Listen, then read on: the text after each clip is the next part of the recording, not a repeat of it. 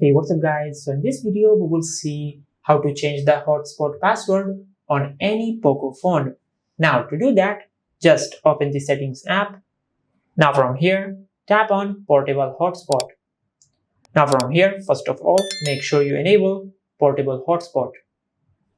Now once you have done that, just tap on set up portable hotspot. Now from here, you can change the password of your hotspot. Just delete the old one and insert a new password consisting of 8 characters.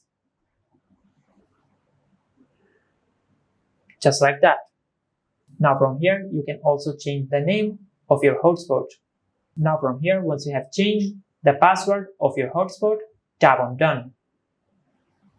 Now from here, now as you can see, this is how you can change the hotspot password on any Poco phone. If you found this video helpful, please like the video and subscribe to our channel and hit the bell icon to get notified when we upload a new video.